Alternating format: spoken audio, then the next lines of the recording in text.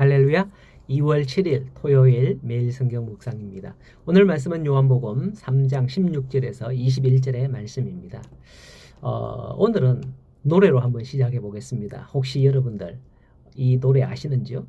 하나님이 세상을 이처럼 사랑하사 독생자를 주셨으니 누구든지 예수 믿으면 멸망하지 않고 영생을 얻으리로다.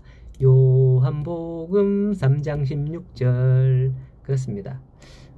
우리가 어릴 때 주일학교 다닐 때 참 많이 불렀던 그런 찬양 중에 하나인데요. 바로 이 찬양이 오늘 말씀을 구절을 해서 노래로 만들어진 거죠. 말씀 성경 구절 그대로인 거예요. 물론 성경이 개역 개정판으로 바뀌면서 가사가 조금 바뀌었습니다만은 성경 말씀 구절 그대로거든요. 자, 오늘 이 말씀의 내용은 어떤 의미일까요? 요한복음 3장은 전체가 21절까지 나오는데 15절까지는 니고데모와 대화하며 가르치는 내용이 그 말씀으로 나오고요. 곧이어서 16절부터 이 하나님의 사랑과 구원의 계획을 알려주는 듯한 그런 말씀으로 기록을 하고 있습니다.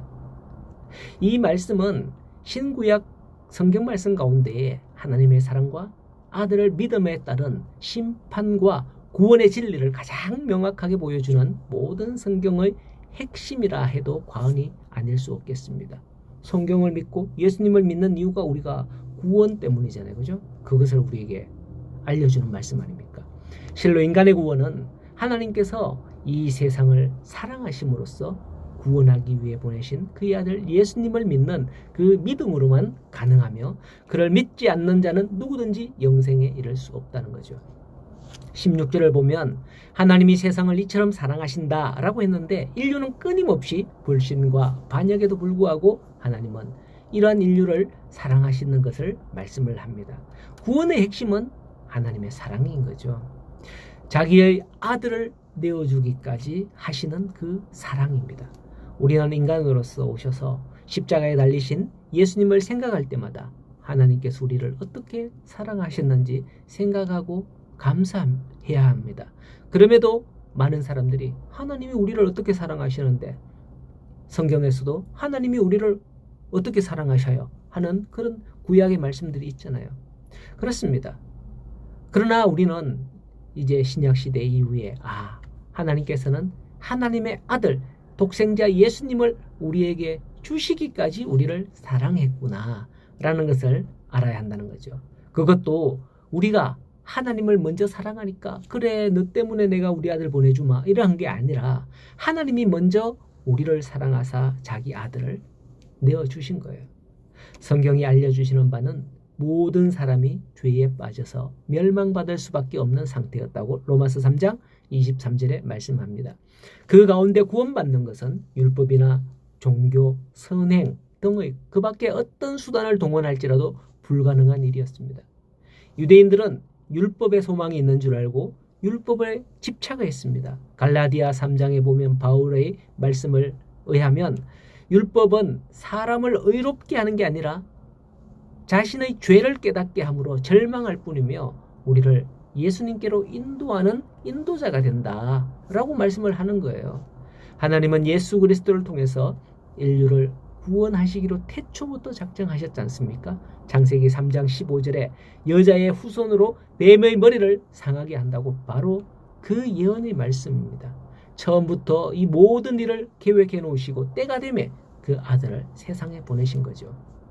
그게 구약 성경 예언된 내용입니다. 유대인들은 아직까지도 율법 안에 갇혀서 이것을 보지 못하고 있습니다. 또 다른 사람들은 또한 과학이나 이념, 사상에 소망을 둡니다. 하지만 세상에 구원받을 만한 이름, 다른 이름을 우리에게 주신 일은 없다라고 사도행전 4장에 보면 그렇게 말씀을 하죠. 구원받을 만한 다른 이름을 우리에게 주신 일이 없다 그래요. 인류의 유일한 희망은 예수 그리스도이십니다. 예수님을 대체할 그 무엇도 존재하지 않는 거죠. 내가 메시아다, 내가 구원자다, 다 거짓말인 거예요. 사기치는 거예요. 전부 다 이단들은. 17절 말씀을 보면 하나님께서 그의 아들을 세상에 보내신 목적을 다시 한 번 더 언급을 합니다. 하나님이 그 아들을 세상에 보내신 것은 세상을 심판하려 하심이 아니요 그로 말미암아 세상이 구원을 받게 하려 하십니다. 라고 합니다. 하나님께서는 잃어버린 한 영혼을 천하보다도 귀하게 여기신다고 이런 양 비유에서도 말씀하시지 않습니까? 우리는 죄인들이 사형당하면 좋겠다. 조도순 같은 저런 사람 왜 자꾸 내보내냐 뭐 이렇게 말들을 하면서 싫어하죠. 또 싫은 사람들은 이 세상에서 사라지면 좋겠다고 생각을 하지만은 하나님은 죄인이 그 죄악 중에 죽는 것을 기뻐하지 않는다고 하시죠. 디모데전서 2장에는 하나님은 모든 사람이 구원을 받아서 진리에 이르기를 원하신다고 말씀을 합니다. 사람의 기준으로 볼 때는 의인과 죄인이 있을 수 있어요. 하나님의 기준으로 그러나 볼 때는 모든 사람은 다 죄인이라는 거예요. 똑같다. 예수님을 믿지 않고서는 이 문제를 해결할 방법이 없는 거예요. 우리는 사람의 기준으로 판단받는 자가 아닙니다. 하나님의 기준으로 판단받습니다. 그러므로 누가 뭐라 하더라도 하나님께서 세우신 기준대로 나아가야 되죠. 내 노력과 수고가 아닌 하나님의 은혜로 구원받는 겁니다. 오늘도 하나님의 구원의 방편이 되시는 예수님을 믿고 인도함을 받는 하나님의 은혜로 살아가는 우리 모든 성도님들 되시기를 간절히 소원합니다. 오늘도 예수님이 우리를 얼마나 사랑하시는지 그 모든 일들을 경험하고 살아가는 주말이 되시기를 간절히 소원합니다.